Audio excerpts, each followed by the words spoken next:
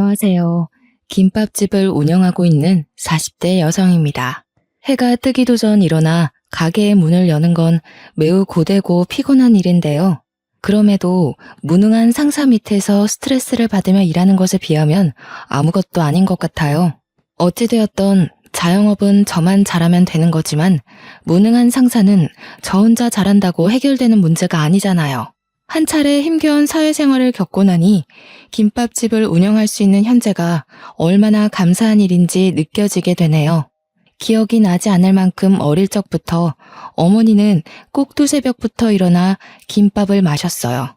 그래서 몸에서는 항상 김밥 냄새가 묻어 있었고요. 저에게는 밥을 먹는 것만큼 어머니가 김밥을 마는 것이 당연했는데요. 어머니가 말씀하시길 처음부터 김밥을 마셨던 것은 아니라고 해요. 아버지와 결혼할 때만 하더라도 돈 잘 버는 아버지와 결혼한 어머니께서는 사모님 소리를 들으셨거든요. 하지만 아버지가 아프기 시작한 후 어머니의 인생은 곤두박질치기 시작했습니다. 가장이던 아버지께서 쓰러지신 후 어머니는 나날이 나빠지는 아버지의 몸 걱정뿐만 아니라 먹고 살 걱정까지 같이 하셔야 했는걸요. 외가댁도 친가댁도 어머니에게 도움을 줄 수 있는 상황이 아니었기에 어머니는 어쩔 수 없이 집안의 가장이 될 수밖에 없었죠. 그래서 어머니는 있는 돈 없는 돈을 끌어모아 분식집 장사를 시작하게 된 것이었답니다. 다행히 어머니께서 손맛 좋기로 유명한 덕에 먹고 살 만큼의 돈을 벌 수 있었고요. 오빠는 유난히도 공부를 잘했었는데요. 그 때문에 어머니께서는 장남이자 집안의 기둥인 오빠가 꼭 대학교에 진학하기를 바라셨어요. 딸인 저는 바로 직장을 다니며 오빠의 뒷바라지를 하길 바라셨습니다. 남들이 보기에 어머니의 이런 행동은 편애라고 생각할 수도 있었겠지만 별로 상관없었어요. 어차피 공부에 재능도 없는 거 빨리 취업을 해서 집안 살림에 보탬이 돼야겠다고 생각했었거든요. 그래서 인문계에 진학해 대학교를 간 오빠와 다르게 상업고등학교를 졸업하고 바로 취업을 하게 된 것이었죠. 하지만 직장을 다닌다고 해서 집안 살림이 예전보다 눈에 띄게 좋아지는 것은 아니었네요. 작은 중소기업 경리의 월급은 푼돈에 가까웠기에 그저 오빠의 용돈을 보태줄 정도였습니다. 오빠 또한 집안 사정을 알기에 장학금을 받기 위해 악착같이 애썼고 방학이 되면 상하차 일과 과외 일을 병행하면서 모자란 학비와 생활비를 충당했어요. 처음에는 별 볼 일 없는 푼돈이라고 생각했지만 몇 해가 지나니 저희 집에서도 제법 돈이 모이더군요. 가족들 모두 돈을 허투루 쓰지 않았기에 가능한 일이었습니다. 집안 사정이 좋아진 후 어머니께서는 제일 먼저 15년째 세를 내고 있던 상가를 매매하셨죠. 그 후 15년 동안 한 떡볶이 장사가 질린다며 김밥 장사로 업종을 변경하셨고요. 갑작스러운 업종 변경에 걱정이 되기도 했죠. 어머니의 떡볶이는 동네에서 알아주는 맛집으로 소문이 났었으니까요. 하지만 장사가 안 될 것 같다는 걱정이 무색하게 어머니의 김밥은 불티나게 팔려나가기 시작하더군요. 텔레비전에 소개가 될 정도로요. 덕분에 한평생을 좁고 후미진 단칸방에서 살던 저희 가족은 처음으로 아파트에서 살 수 있게 되었네요. 넓고 쾌적한 아파트로 이사를 가고 손님들은 끊임없이 넘쳐났지만 그렇다고 기쁜 일만 있는 것은 아니었답니다. 다른 가게들의 질투가 어마무시했는걸요. 파리가 날리는 다른 식당들과 다르게 어머니가 운영하는 김밥집만 유독 장사가 잘 되었죠. 가게 앞에 있던 중학교가 방학을 해도 어머니의 김밥집만큼은 매번 사람들로 북적거렸습니다. 그걸 본 근처 식당 주인들은 급기야 어머니의 가게를 탐내기까지 했어요. 원하는 대로 웃돈을 얹어줄 테니 자신에게 가게를 팔라면서요. 몇 번은 장사가 잘 되는 것도 힘들다 웃어넘겼지만 가게 주인들은 점점 도가 지나치는 행동으로 어머니의 김밥집을 탐냈고 급기야 협박을 하는 사람들까지 생겨났어요. 이런 일이 반복되자 결국 오빠가 나설 수밖에 없었고요. 하지만 오빠가 매번 김밥집을 지키고 서 있을 수는 없었기에 걱정은 이만저만이 아니었네요. 매번 기승을 부리는 식당 주인들 때문에 가족들의 걱정은 늘어만 갔죠. 그러던 중 한 부동산 중개인이 나타나 어머니에게 상가를 넘기라 말을 하더군요. 어머니가 정중하게 거절했지만 중개인은 오히려 더 무대뽀식으로 나오며 가게를 매매하지 않으면 절대로 안 나가겠다는 고집까지 부렸어요. 이봐요, 아줌마. 김밥 장사해서 아파트 샀으면 됐지. 왜 자꾸 욕심을 부리세요? 자꾸 욕심 부리지 마시고 제가 가게 가격 잘 쳐드릴 테니까 이만 가게 파시고 다른 곳으로 이사가서 김밥을 말던 튀기던 마음대로 하세요. 어차피 이 동네 사람들 아줌마만 보면 눈 벌게 져서 괴롭히려고 난리인데 몰상식한 사람들한테 시달릴 바에는 가격 짭짤하게 받고 다른 곳 가서 새 출발하는 게 낫잖아요. 말은 감사하지만 저는 다른 곳으로 이사갈 생각도 없고 이 가게 팔 생각도 없어요. 다들 저희 가게를 왜 그렇게 탐내는지는 모르겠지만 여기는 제가 15년 동안 일해서 매매한 소중한 가게예요. 돈을 떠나서 소중한 공간이니 손님으로 오실 게 아니면 더 이상 저희 가게 안 오셨으면 좋겠네요. 참 어이가 없어서. 이봐요, 아줌마. 지금까지 그런 식으로 감정팔이하면서 장사했어요? 가게 산 금액에 웃돈까지 두둑하게 얹혀서 준다잖아. 그럼 군말 없이 팔면 될 것이지 추억이니 소중하니 하면서 사람 기분 잡치게 만들어요? 팔던 안 팔던 그건 주인 마음이죠. 아줌마가 뭔데 팔라 말라 훈수를 두세요? 가게를 팔지 않는다는 소리에 부동산 중개인은 본색을 드러내며 어머니에게 따지기 시작했어요.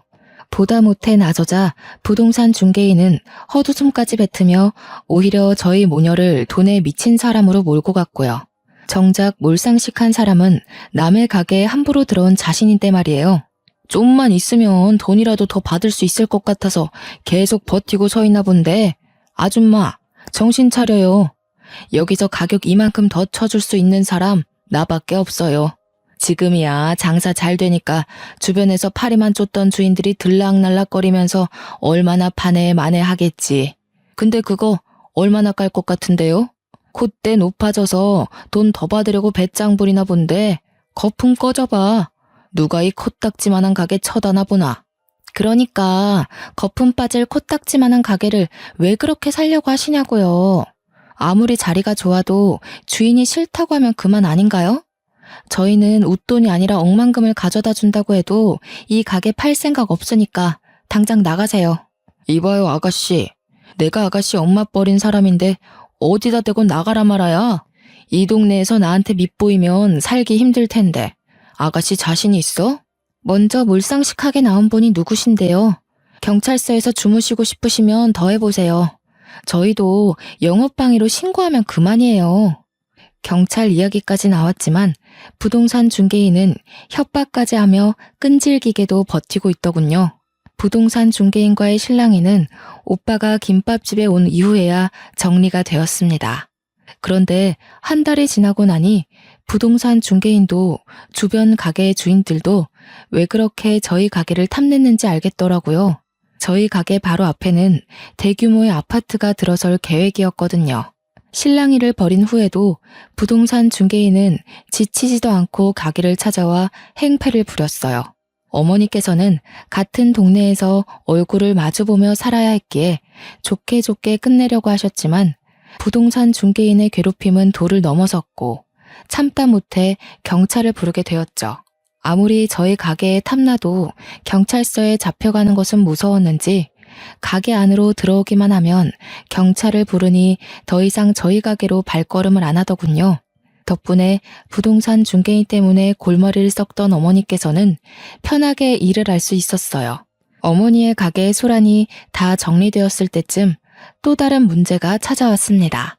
5년 동안 일하던 회사가 부도가 난 것이었어요. 무능한 상사에게 시달려도 올라가는 직급과 월급만을 보며 참아왔는데 허무했죠. 회사가 없어짐에 따라 5년간의 노력과 경력이 모두 날아가는 거잖아요. 하지만 이미 부도난 회사를 어쩔 수는 없기에 손 한 번 제대로 써보지 못하고 하루아침에 백수가 되고 말았네요. 어머니께서는 그동안 고생했다며 쉬기를 바라셨지만 새벽부터 고생한 어머니를 그냥 둘 수가 없었기에 김밥 장사를 같이 시작하게 되었는데요. 의외로 김밥 장사가 적성에 잘 맞더군요. 새카만 밤에 재료 준비를 하는 것은 힘들었지만 무엇보다도 무능한 상사의 눈치를 안 보고 일할 수 있다는 것이 가장 좋았어요. 어머니께서 일한 값도 두둑하게 쳐주셨기에 다른 회사에 들어가 고생을 하는 것보다 어머니와 함께 김밥 장사를 하는 것이 낫다고 판단을 했고요. 매번 옆구리가 터지던 김밥을 마는 것에 요령이 생길 때쯤이었어요. 5개월 동안 같은 자리에 앉아 김밥을 주문하던 남자가 번호를 물어보았죠. 저 또한 그 남자가 마음에 들어 번호를 주었습니다. 어머니께서는 잘 알지도 못하는 사람에게 번호를 주었다며 꾸중을 하셨지만 앞 건물 철물점에서 일하고 있는 남자의 모습을 보았기에 아무런 걱정 없이 만남을 시작하게 되었네요. 남자와 만난 지 5개월이 되었을 때쯤 결혼을 결심하게 되었어요. 어릴 때 가족이라고는 어머니와 오빠뿐이어서인지 결혼이 빨리 하고 싶었거든요. 다행히 남자 또한 결혼을 빨리 하고 싶어 했죠. 결혼을 무척이나 하고 싶어 하던 저였지만 남자의 어머니를 뵈러 간 순간 결혼을 망설이게 되었습니다. 남자의 홀어머니는 저희 가족을 끔찍이도 괴롭히던 부동산 중개인이었거든요. 부동산 중개인 또한 저를 보더니 많이 놀란 눈치였어요. 남자가 결혼 이야기를 꺼냈을 때는 밥숟가락을 놓칠 정도였죠. 부동산 중개인의 반응 때문에 남자와의 결혼은 물 건너갔다고 생각했습니다. 그렇지만 아쉬운 것은 없었는걸요. 남자를 사랑하기는 했지만 어머니의 가슴을 아프게 하면서까지 결혼을 하는 것은 말이 안 되는 이야기니까요. 그런데 예상 밖에도 부동산 중개인이 먼저 저희에게 결혼 이야기를 꺼내시더군요. 우리의 처음 인연이 좋은 건 아니었지만 그렇다고 나는 이 결혼을 반대할 생각은 없어요. 그때는 내가 아파트 들어선다는 소리에 눈이 뒤집혀서 막무가내로 굴기는 했지만 생각해보니까 내가 너무했더라고. 아가씨네 어머니가 무지막지하게 떼돈을 버는 사람도 아닌데 코딱지만한 가게 가지고 난리쳤던 게 창피하기도 하고. 너무 늦게 말해서 민망하지만 그래도 사람 된 도리로 할 건 하고 살아야지. 이제 가족도 될 사이인데 저번 일은 내가 미안해요. 아니에요. 제가 더 죄송하죠. 아무리 화가 난다고 해도 한참 어른인 분한테 함부로 말하면 안 되는 거였는데. 어휴, 그럼 이제 우리 아들이랑 결혼하는 거죠? 사실 우리 아들이 쑥맥에다가 여자 만나는 꼴을 못 봐서 며느리 얼굴도 못 보고 묘지에 들어가면 어쩌나 걱정 많이 했거든요. 그런데 이렇게 며느리감을 데리고 오다니 요즘에 귀한 아들 장가 잘못 들까봐 며느리 뒷조사까지 시키는 몰상식한 시어머니들이 널렸다고 하던데 난 며느리 될 사람이 과거에 줄줄이 굴비처럼 남자를 만났다고 해도 신경 안 쓰는 사람이니 아무런 걱정 말고 결혼 준비에만 신경 쓰도록 해요. 부동산 중개인은 오히려 저희의 결혼을 부추기기까지 했어요. 빨리 손자 얼굴을 보고 싶다면서요. 처음 마주한 순간에는 절대 결혼을 하면 안 되겠다고 생각했지만 자신의 잘못을 반성하는 부동산 중개인을 보며 이런 분이 시어머니가 되어도 참 괜찮겠다는 생각을 했죠. 부동산 중개인은 적지 않은 나이에 하루라도 빨리 식을 올리라며 저희를 재촉했고 그 덕분에 저희는 한 달도 안 돼 식을 올리고 부부가 되었습니다. 남편은 이전 사업이 망하고 갚아야 하는 대출금이 많이 남아 있었기에 저희의 신혼자금은 온전히 제가 모은 해결하게 되었어요. 가지고 있는 돈이 적었기에 작은 빌라에서 신혼생활을 시작했고요. 작긴 했지만 서로가 함께할 공간이 있다는 것만으로도 참 행복했는데요. 신혼의 단란함을 느낄 새도 없이 늘 전화기를 끼고 살아야 했네요. 시어머니께서는 매일같이 전화를 거셨거든요. 저에게는 친정어머니가 몰래 쥐어주신 5천만 원이 있었어요. 어머니께서는 그 돈을 결혼자금에 보태 쓰라고 하셨지만 어머니가 얼마나 고생해서 번 돈인지 알기에 차마 쓰지를 못하겠더군요. 그래서 5천만 원을 통장에 넣어놓고 꽁꽁 숨기게 된 것이죠. 남편에게 비밀로 하면서까지 돈을 숨기는 행동이 너무하다고 생각할 수는 있지만 돈이 있는 것을 알게 되면 남편은 분명 사업을 한다고 난리칠 게 뻔했기에 어쩔 수가 없었죠. 잘 숨겨놓았다고 생각했지만 5천만 원의 정체는 장롱까지 뒤지던 시어머니의 오지랖으로 인해 만천하에 알려지게 되었는데요. 통장에 5천만 원이 있다는 걸 확인한 후 시어머니께서는 화부터 내시더군요. 정작 남의 살림을 만진 건 시어머니인데 말이에요. 세상에, 이렇게 큰 돈이 있으면서 너 지금 시엠이랑 남편한테까지 비밀로 했냐? 내가 그렇게 옆 이상가 사고 싶어서 돈 있냐고 물어볼 때는 없다고 딱 시침이 떼더니 지금 처녀 때랑 착각하는 것 같은데 결혼했으면 아무리 네가 가지고 있던 돈이라고 해도 시댁 식구들한테 알려야 되는 거야. 한 푼이 시급한 상황에 더 혼자 살겠다고 5천만 원을 가지고 있다는 게 말이나 되는 소리냐? 말씀드리면 어머니랑 그이 둘 다 이 돈 쓸 생각만 하셨을 거잖아요. 그냥 5천만 원 아니고 저희 어머니가 고생해서 버신 귀한 돈이에요. 5천만 원 보시고 기분 상했다면 죄송하지만 그래도 이 돈 쓸 생각은 없으니 어머니도 이해해 주세요. 시어머니는 기가 차다는 듯 들고 있던 통장을 흔들며 얼굴을 붉히셨습니다. 그렇게 너네 친정엄마 안타까우면 보내준 김치도 아까우니 먹지 말고 썩을 때까지 그냥 두지 그러냐? 자고로 돈이라는 건 써야지 그 값어치를 하는 거야. 뼈 빠지게 번 돈이라고 이름 붙여놓으면 어디 5천만 원이 1억 값어치라도 한다돈? 군말 필요 없고 이 돈 당장 상가 사는데 보태라. 내가 2배로 불려줄 테니. 2배로 안 불려주셔도 되니까 그 돈 건들지 말아주세요. 저는 그 돈 투자 목적으로 쓸 생각도 없고 그냥 비상용으로 가지고 있을 뿐이에요. 어머니도 이번만큼은 이해해 주세요.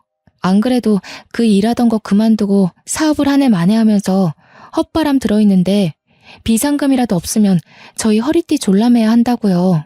살만 뒤룩뒤룩 붙어있는 허리 좀 졸라매면 어떠냐? 남도 아니고 시애미가 돈 좀 쓴다는데. 그리고 어디 내가 네 돈 허투루 쓴다던? 다 너랑 아범 잘 되라고 쓰는 돈 아니냐. 내가 없는 돈 대출 받아서 빌려달라고 한 것도 아니고 너는 어떻게 돼 내가 시애미한테 이렇게 매정하게 굴 수가 있어? 자기 돈도 아니면서 욕심낸 사람이 누군데 말도 안 되는 일로 억지를 부리는 시어머니를 보자 뒷골이 당겨왔어요. 당장 한 달 생활비 벌기도 빠듯한 와중에 부동산 투자까지 하라뇨. 시어머니는 제가 5천만 원을 가지고 있다는 이유로 어머니에게 많은 돈을 받고 있다 생각하는 듯 싶었습니다. 그래서 다시 한번 제대로 말씀을 드렸죠. 어머니한테 잘해드리려 티를 안 냈지만 저희 지금 생활비 나가는 것도 벅차요. 넉넉한 상황도 아니고요. 가뜩이나 그이가 산차 할부값만 해도 생활비 반절이 날아가는데 이러지 마세요. 자, 이깟 돈 더러워서 안 갖는다. 아주 시애미를 돈 훔쳐가려는 좀도둑 취급을 하는데 내가 집안에 사람을 잘못 들여도 단단히 잘못 들였구나. 5천만 원 때문에 시어머니와의 사이가 이렇게 틀어질 거라고는 생각지도 못했네요. 사정을 말하면 이해해 주실 거라고 믿었거든요. 그리고 애시당초 주인도 없는 집을 들어와 함부로 살림을 건드리는 것도 예상하지 못했고요. 시어머니에게 무슨 이야기를 들었는지 퇴근을 한 남편 또한 길길이 날뛰며 성을 냈습니다. 당신, 그 큰 돈이 있었으면서 내가 사업한다고 했을 때 시치미를 떼고 있었단 말이야? 내가 사장놈 때문에 위장병을 달고 산다고 그렇게 말을 했었는데 서방 건강보다 장모님이 준 5천만 원이 더 귀하다 이거야? 돈이 그렇게 귀했으면 나랑 결혼은 왜 한 건데? 입이 있으면 말을 해보라고. 그만 좀 해. 당신이나 어머니나 도대체 왜 그래? 그래, 나 당신 몰래 엄마가 준 돈 꽁쳐놨다. 근데 그게 뭐? 결혼했으면 내 돈 가지고 있지도 못한다 이거야? 그리고 내가 왜 당신 사업한다고 했을 때 돈을 안 꺼냈겠어? 다 이유가 있으니까 그런 거 아니야. 당신 나 만나기 전에 사업을 몇 번을 말아먹었는지 잊었어? 사업운도 없는 사람이 자꾸 왜 이렇게 욕심을 부려? 그 정도 말아먹었으면 정신 차리고 돈 벌 때도 됐잖아. 아, 우리 엄마 무시한 이유가 여기 있었네. 당신 지금 내가 빚만 잔뜩 쌓이고 돈도 못 벌어오는 건달이라고 우리 엄마도 무시하는 거 아니야? 시어머니나 남편이나 어쩜 이렇게 남의 돈을 탐내는지 보고 있자니 기가 차서 아무 말도 나오지 않았어요. 정작 당사자는 줄 생각도 안 하는데 말이에요. 5천만 원을 두고 길길이 날뛰는 남편과 시어머니를 보니 더더욱 이 돈을 쥐어주면 안 되겠구나 생각했죠. 그래서 통장을 집이 아닌 김밥집으로 가지고 갔습니다. 아무리 남편과 시어머니라 해도 가게까지 와서 어쩌지는 못할 테니까요. 그런데 시어머니와 남편의 뻔뻔함은 정도가 없더군요. 한참 영업을 하고 있는 가게까지 찾아와 당당하게 5천만 원을 달라고 했거든요. 안 된다고 딱 잘라 말하려 했지만 어머니께서는 돈이야 나중이라도 벌면 되니 급한 사람에게 빌려주라고 하셨어요. 어머니의 말에 두 모자는 뛸 듯이 기뻐했죠. 어머니는 대신 시어머니에게 5천만 원을 넘겨주며 꼭 2배로 만들어서 가져와 달라고 부탁을 하셨습니다. 시어머니는 응당 그러겠다고 대답을 했고요. 그런데 5천만 원을 빌려간 지 1달이 지나고 2달이 지나도 시어머니께서는 2배는커녕 원금조차 주지 않는 상황이었어요. 시어머니에게 전화를 했지만 찔리는 게 있어서인지 시어머니는 전화 자체를 안 받으시더군요. 남편 또한 모르쇠로 일관했고요. 돈 받을 때만 해도 간이고 쓸개고 다 내어줄 것처럼 굴더니 두 모자는 돈을 받고 난 후에는 입을 싹 닦으며 연락을 피하게 바빴죠. 꼭 돌려줘야 한다고 당부를 했지만 욕심 많고 양심 없는 두 모자는 그 당부를 새까맣게 잊어버린 듯 했습니다. 그래서 친정 오빠에게 도움을 청했네요. 이대로 가다가는 5천만 원이 공중에 날아가 버릴 것 같았거든요. 사정을 말하자 오빠는 불같이 화를 내며 당장 시어머니가 운영하는 부동산으로 찾아갔어요. 시어머니께서는 현재의 개인적인 사정 때문에 5천만 원을 못 돌려준다고 하면서 가족 이야기를 들먹거리더군요. 고작 돈 때문에 가족끼리 사이가 틀어지면 되겠냐고요. 그러면서 그냥 좋게 좋게 넘어가자는 말까지 했습니다. 가족 간의 정이 중요했으면 애초에 능력밖에 돈을 빌리면 안 되는 거잖아요. 오빠가 부동산에 있던 물건이라도 부술 것처럼 나오니 시어머니는 그제서야 돈의 출처를 밝혔네요. 얘기를 들어보니 부동산에 투자를 했다는 말은 다 거짓말이었습니다. 5천만 원 중 2천만 원은 호주로 유학 중인 시누이에게 남은 돈은 자신의 차를 바꾸는 데 쓴 것이었죠. 남의 돈으로 자신의 사리사욕을 채울 생각을 하는 시어머니를 도통 이해할 수 없었어요. 시치미를 뚝 떼고 있다가 풍채 좋고 험상궂게 생긴 오빠가 나서서야 사과를 하는 시어머니를 보니 더 이상 결혼 생활을 이어갈 수 없다는 생각까지 들었고요. 그래서 남편에게 이혼 이야기를 꺼내게 되었는데요. 정작 이혼을 결심했을 때 남편은 쓰러져 계시던 어머니를 업고 병원까지 갔더군요. 이혼을 막아달라 찾아간 가게에서 쓰러진 어머니를 발견한 것이었죠. 이유가 어찌되었건 어머니는 남편 덕분에 위험한 고비를 넘겼기고 이번만큼은 넘어가기로 마음을 먹었습니다. 5천만 원에 대한 양심의 가책 때문인지 결혼 후 가게 근처에도 얼씬거리지 않던 남편은 짬이 나는 대로 가게를 찾아와 일손을 덜어주었어요. 돈독이 올랐던 남편이 밉기는 했지만 태어난 지 얼마 되지 않은 어머니는 집에서 요양을 해야 했기에 앞에서 알랑거리는 남편의 행동을 눈 감을 수밖에 없었네요. 도대체 어머니가 가게를 쉬는 건 어떻게 알았는지 혼자 가게를 열게 된 당일 아침 시어머니는 가게 문을 벌컥 여시더군요. 예, 아범한테 사부인 얘기는 들었다. 뇌졸중 때문에 쓰러지셨다며?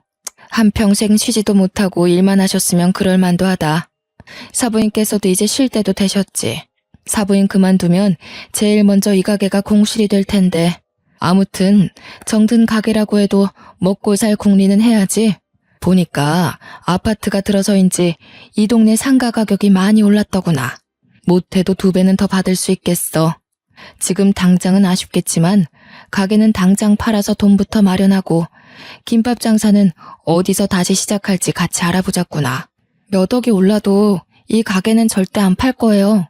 어머니, 저도 가게랑 같이 보낸 세월 때문에 이렇게 안 파는 거 아니에요. 만약에 이 가게 2배 오른 가격으로 팔아버리고 다른 곳에서 김밥 장사 다시 했다고 쳐요. 근데 새로 장사하는 곳에서 여기만큼 매출 안 나오면요?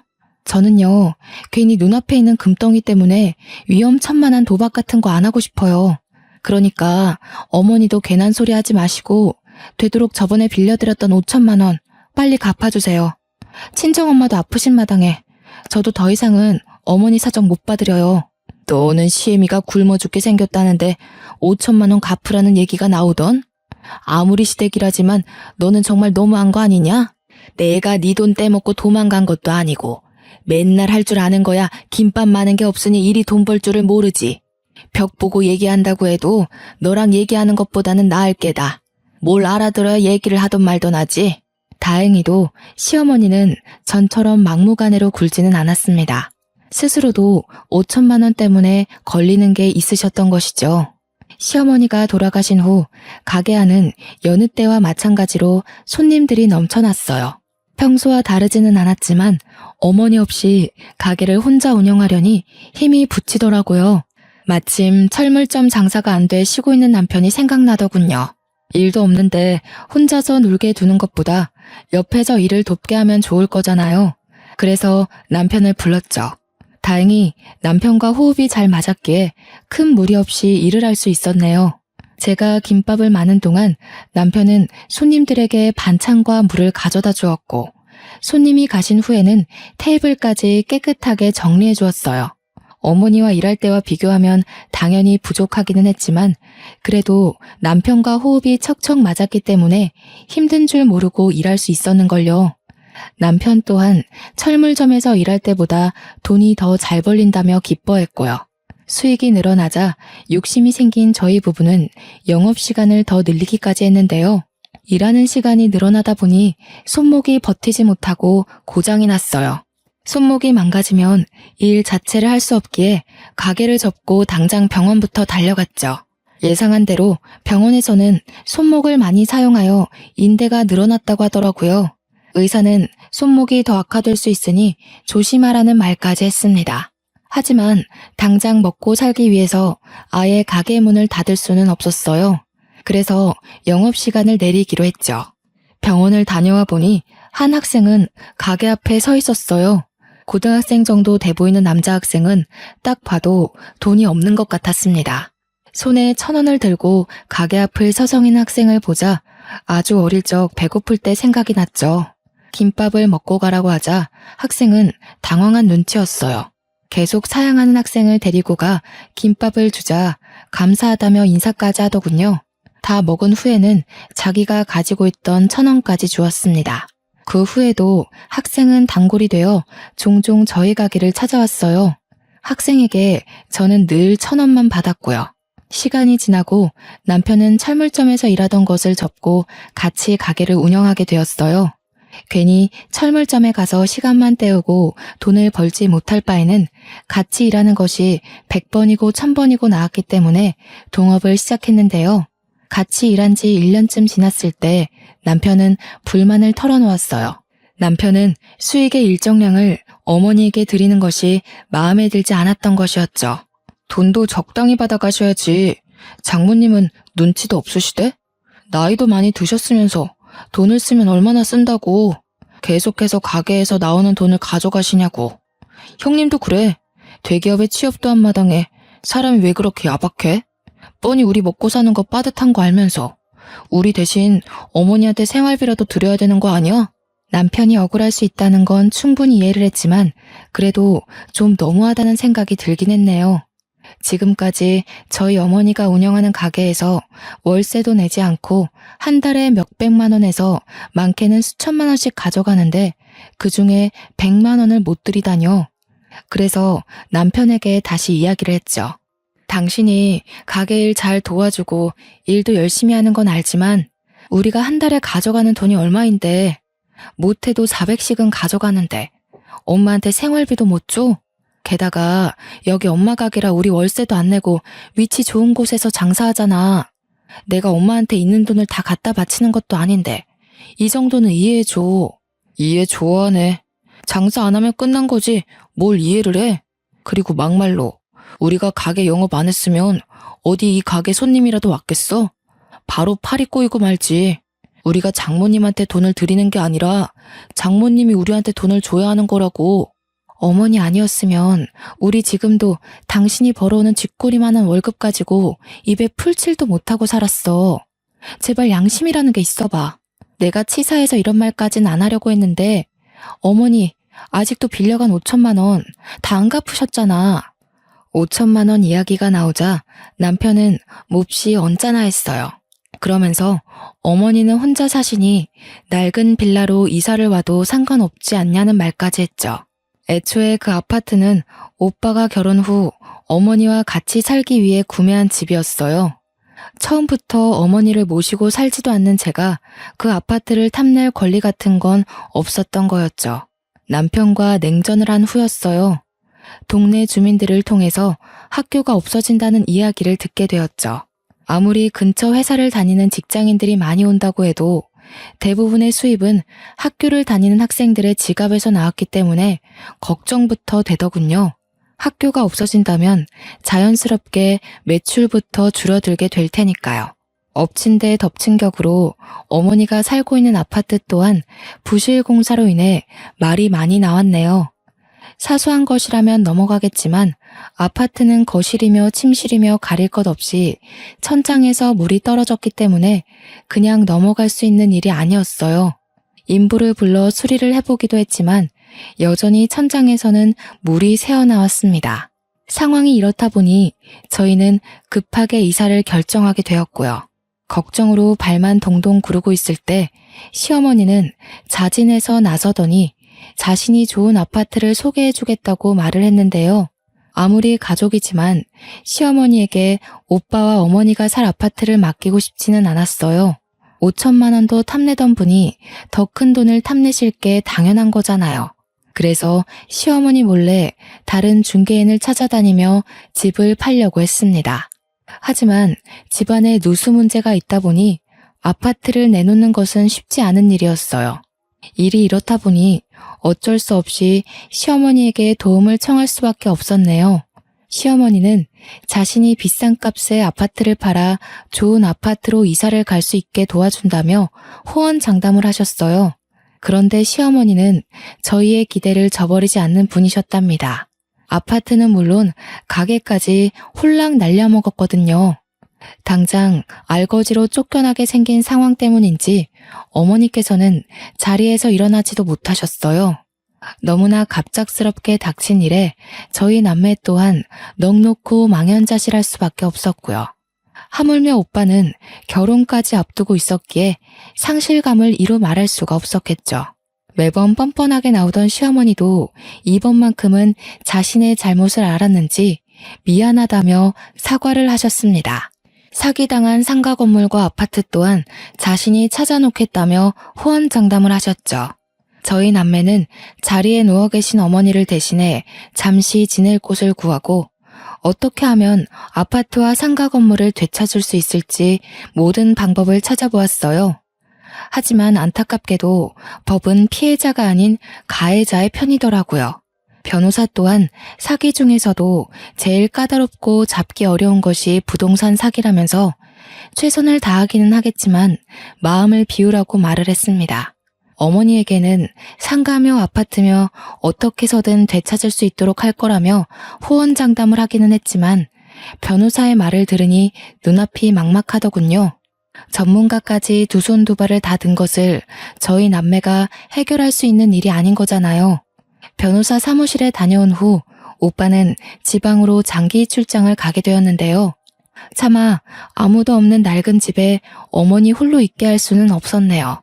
그래서 오빠가 출장에서 돌아올 때까지만 어머니를 저희 집에 모시기로 했죠. 그런데 어머니가 집에 온 것을 알자 남편은 바로 노발대발하며 화부터 내었어요. 어머니가 왜 저희 집에 있냐면서요. 너무 어이가 없었습니다.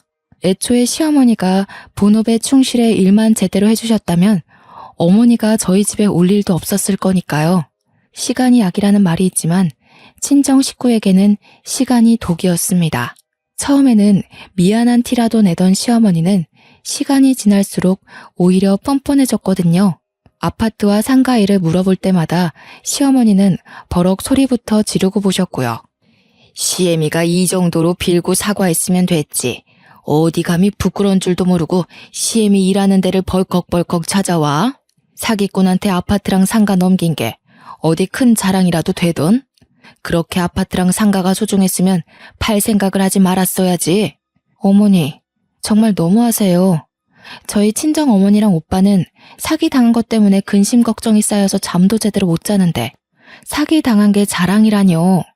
애초에 어머니가 제대로 확인만 하셨어도 이런 일은 안 생겼을 거잖아요. 그래서 지금 내 탓이라도 하겠다 이거냐? 어머니 탓이 아니면 저희가 사기당한 게 누구 탓인데요? 저희 오빠요. 이번 일 때문에 6년 기다려서 간신히 하기로 한 결혼도 물 건너가게 생겼어요. 아이고, 지가 능력 없어서 결혼 못하는 거면서 별 트집을 다 잡는구나. 네 오빠가 잘났어 봐라. 그깟 집 없다고 여자가 시집을 안 오나. 이게 다 너희 식구가 복이 없어서 일어난 일인 걸 낸들 어쩌노. 애초에 내가 팔자고 했을 때 상가고 아파트 팔았으면 이런 일도 없었을 것을. 망치로 머리를 한 대 맞은 기분이었어요. 시어머니에게서는 아무런 양심의 가책도 느껴지지 않았죠. 인생이 참 무의미하게 느껴졌습니다. 일의 책임자인 시어머니라도 나섰더라면 이 정도로 힘들지 않았을 텐데 시어머니께서는 책임을 지기는커녕 오히려 회피하기 바빴으니까요. 도와주는 사람이라고는 아무도 없는 현실에 서 있다 보니 다시 아무것도 없는 학생 때로 돌아간 것 같았죠. 하루의 시작을 눈물로 시작할 정도로 힘든 나날이었어요. 하지만 저에게는 가족들이 있기에 이대로 무너질 수는 없었죠. 그래서 다시 살아갈 방법을 찾기 위해 일을 악물었네요. 제일 첫 번째로 한 것은 월세가 제일 싼 상가로 찾아가 김밥집을 다시 차리는 거였어요. 뭐가 됐든 먹고 사는 게 제일 중요하잖아요. 매출이 안 나와 월세도 내지 못하면 어떡하나 걱정을 하기는 했지만 같은 동네로 이전을 해서인지 마을 단골 손님들은 다시 저희 가게를 찾아와 주셨어요. 덕분에 이전과 같은 수입이 나와 입에 풀칠을 할 수 있었습니다. 그렇지만 문제는 역시 일손이 부족하다는 거였어요. 남편에게 다시 도와달라고 말을 했지만 남편은 들은 채도 안 하더군요. 그러더니 동네에서 제일 목 좋기로 소문난 곳에 편의점을 차리기까지 했어요. 물어보니 자신의 이름으로 대출을 받아 어렵게 차린 거라면서 건들 생각은 하지도 말라며 으름장부터 놓았고요. 도둑놈을 대하듯 무자비한 남편의 행동은 상처가 되어 가슴에 꽂혔어요. 아무리 돈이 급해도 남편에게 손 벌릴 생각은 없었으니까요. 단지 바라는 것이 있다면 시간이 날 때 김밥집의 일손을 돕는 거였는데 말이에요. 남편은 편의점만 인수하면 그 누구보다 일을 열심히 할 거라고 호언장담을 했는데요. 사람은 쉽게 변하지 않았어요. 편의점을 열은 후 남편은 친구들과 어울려 놀기 바빴는걸요. 사장이 된 기념이라면서요. 시어머니 또한 남편과 별반 다르지 않았습니다. 유학을 마치고 돌아온 시누이의 맞선 자리를 알아보기 바빴거든요. 남들이 탐내는 사짜 집안의 시누이를 시집 보내고 싶었던 시어머니의 열정은 정말 대단했습니다. 하지만 시누이는 그런 시어머니의 열정을 가뿐히 지려밟았네요. 한국에 들어온 지 3달도 안 돼 시누이는 결혼할 사람이 있다며 시어머니에게 소개를 해주었는데요. 부잣집 자제일 거란 시어머니의 기대와 달리 시누이가 선택한 사람은 지극히 평범한 집안의 남자였어요. 더 놀라운 것은 시누이가 찜한 신랑감이 저희 가게를 자주 찾아오던 학생이었다는 것이었습니다. 시어머니는 법대를 다니고 있는 학생이 마음에 안 드는지 대놓고 시누이를 구박하기 시작했죠. 남자 보는 눈 좀 높이라고 비싼 돈까지 발라가며 다른 나라 보내놨더니 고작 데리고 온 놈이 이것밖에 안 돼? 너 이렇게 별 볼 일 없는 놈 만날 거면 그동안 내가 너한테 쏟은 돈 다 토해내고 아예 애미 없는 셈 치고 살아. 집안이 무슨 상관이야? 서로 사랑하고 사람 건실하면 결혼해도 되는 거 아니야? 엄마가 뭘 잘 몰라서 그러는데 이 사람 법대생이야. 졸업하면 변호사도 될 수 있다고. 이 정도면 신랑감으로 괜찮은 거잖아. 시누이의 반항에 시어머니는 시뻘개진 얼굴로 단골 손님에게 삿대질을 했어요. 보기 거북했던 저와 시누이가 말리려고 했지만 시어머니는 그럴수록 더욱더 단골 손님을 나무랐죠. 사랑만 있으면 어디 하늘에서 돈이라도 뚝 떨어지던? 요즘은 사방에 널린 게 변호사여서 줄이라도 잘못 탔다가는 치킨집 배달하는 것보다도 돈을 더 적게 번다는데 하물며 변호사도 아닌 법대생이라니 정신 차려 이거사. 어디 사랑만 있으면 하늘에서 돈이 뚝 떨어진다던? 성소부 일하는 홀어머니에 나이 30 먹도록 모아놓은 돈이라고는 꼴랑 2천만 원 있는 게 다인데 도대체 무슨 결혼을 하겠다는 거야? 기껏 돈 들여놨더니 남자 뒷바라지 하겠다고. 시어머니 따라 청소부 짓 하면 지금까지 손꼽으라져가며 키운 네 애미는 아주 좋아서 장수하겠다. 네 애미 단명하는 꼴 보기 싫으면 군말 말고 당장 헤어져. 아무리 사윗감으로 성에 안 차도 그렇지 사람이 있는데도 불구하고 대놓고 망신을 주다니. 시어머니 행동을 이해할 수가 없었어요. 몰상식한 시어머니 행동을 보니 단골 손님과 시누이의 결혼이 무산된 것이 오히려 다행이라는 생각도 들었고요. 어차피 결혼해봤자 시어머니는 사소한 것도 꼬투리를 잡아서 내쫓을 게 뻔하잖아요. 시누이는 계속해서 학생과 만나고 싶어하는 눈치였지만 시어머니가 계속해서 시누이를 감시하고 있었기 때문에 시누이가 학생을 다시 만나는 것은 불가능한 일이었어요. 시누이와 시어머니는 한동안 학생으로 인해 사이가 틀어져 있었는데요. 시누이가 맞선을 통해 만난 의사와 잘 돼가자 시어머니는 언제 그랬냐는 듯이 안색을 싹 바꾸면서 입을 해벌쭉하면서 좋아했습니다. 의사 사위가 생긴다고 말이에요. 그 후 학생은 다시 저희 가게의 단골 손님이 되었어요. 학생은 자신이 개인적인 일 때문에 동네를 떠난 사이에 가게가 사라져 당황했었는데 이렇게 다시 보니 너무 반갑다고 했고요. 학생은 오래 알고 지내던 사이같이 편안했죠. 나이에 상관없이 친구처럼 친근하게 느껴졌고요. 그래서 학생에게는 가족들에게도 털어놓지 못한 고민과 걱정 같은 것도 털어놓게 되었어요. 학생은 부족한 일손을 도와주기도 하면서 항상 저의 이야기를 경청해 주었습니다. 그러면서 조언 또한 아끼지 않았죠.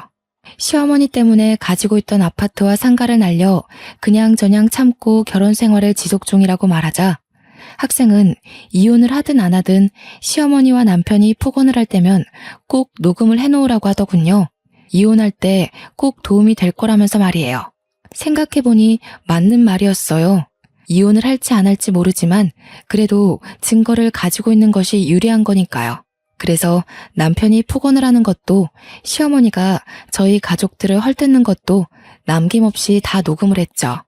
쏟아지는 시어머니와 남편의 폭언을 듣자 하니 이럴 거면 왜 결혼을 했을까 하는 회의감이 들더군요. 더군다나 마지막 희망 같았던 아파트와 상가까지 사기로 날아간 탓에 한숨은 나날이 깊어만 갔고요. 얼굴에 얼마나 근심한 티가 났는지 오랜만에 가게를 온 옆집 아줌마가 걱정을 한 정도였죠. 걱정을 하는 옆집 아줌마에게 그동안 있었던 일을 털어놓았는데요. 이야기를 듣던 아줌마는 깜짝 놀라 펄쩍 뛰기까지 하셨네요. 아니 세댁, 무슨 말을 하는 거야? 세댁 시모가 아파트랑 상가 팔아서 돈 많이 벌었다고 얼마나 자랑을 했는데 동네 사람들 다 아는 이야기를 세댁이 모르는 게 말이 돼? 시모가 말 안 했어? 네? 그게 무슨 말씀이세요? 분명 어머니가 사기당해서 아파트며 상가며 달렸다고 말씀하셨는데? 옆집 아줌마는 질린다는 식으로 시어머니에 대한 험담을 하셨어요. 세상에 다른 사람도 아닌 며느리의 눈을 가리고 사리사욕을 채우는 시어머니가 어디 있다면서요. 세상에 아무리 돈이 눈이 멀었다고 해도 사기칠 사람이 따로 있지. 아무리 봐도 세댁 시모 사람 아니야. 사람 탈쓴 너구리지 그게. 어떻게 사람이야? 어떻게 며느리한테 사기칠 생각을 했어? 새벽에 일어나서 김밥 싸는 뻔히 알면서 어떻게 사기칠 생각을 하냐고. 우연이기는 했지만 모든 사실을 말해준 옆집 아줌마가 그렇게 고마울 수 없었어요.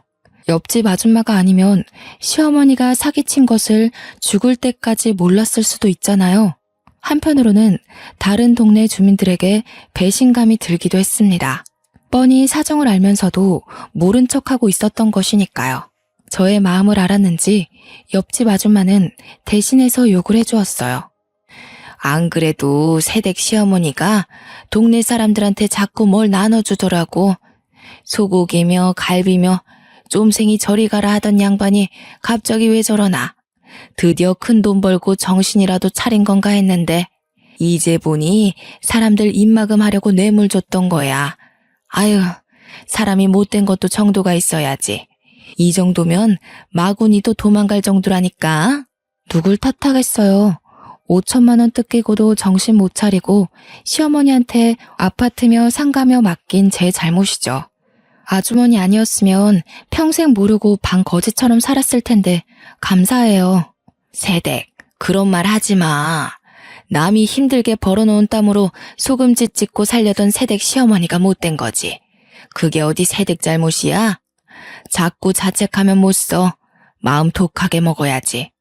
그래야 독사 같은 시어머니한테서 아파트도 찾고 상가도 찾지. 격려해주시는 옆집 아주머니가 참 고마웠습니다.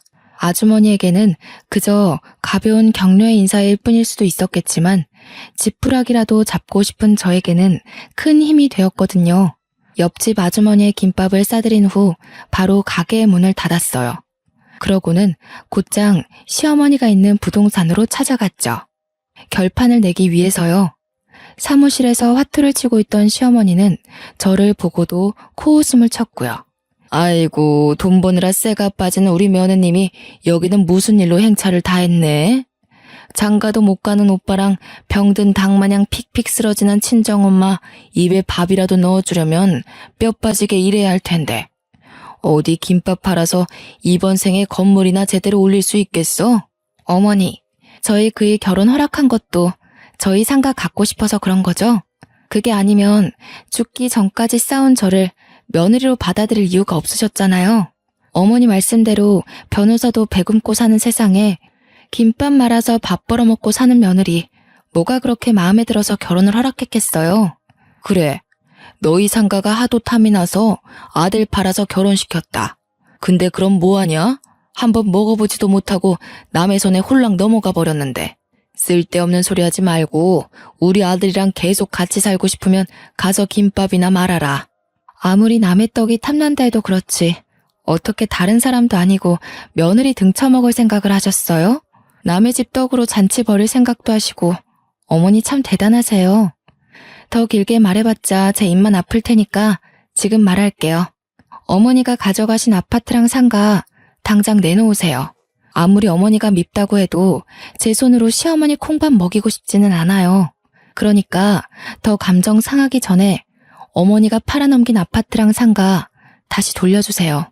아파트와 상가 이야기가 나오자 시어머니는 들고 있던 화투패를 떨어뜨리시더군요. 제가 알 줄은 몰랐던 모양이었어요. 그렇게 동네방네 소문을 내고도 제 귀에 안 들어올 거라고 생각하다니 정말 기가 찼어요. 옆에서 눈치를 보던 동네 아줌마들은 하나둘 사무실을 빠져나가기 시작했죠. 아주머니들이 우르르 빠져나가고 시어머니만 화투를 치던 그 자리에 그대로 얼어붙어 있었고요. 한동안 가만히 있던 시어머니는 갑자기 언성을 높이면서 당당하게 나오더군요. 기가 찬다, 기가 차. 세상이 어떻게 돌아가는지, 어떻게 며느리 따위가 시애미한테 콩밥 먹인다는 말이 나와? 그러게, 아파트랑 상가가 중요했다면 남한테 맡길 게 아니라 니들이 잘 관리했어야지. 지들이 얼빵해서 다 뺏긴 걸 가지고 왜 나한테 난리야? 간수를 잘하고 싶었으면 남의 손에 외양간 맡기기 전에 옆에 있던 소부터 신경 썼어야지.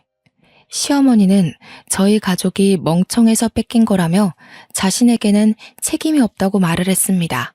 상식밖에 억지를 쓰는 시어머니를 보니 온몸에 소름이 돋았어요. 이런 정신나간 사람을 그동안 시어머니라고 모시며 살았던 지난날의 스스로가 너무 안타까웠고요.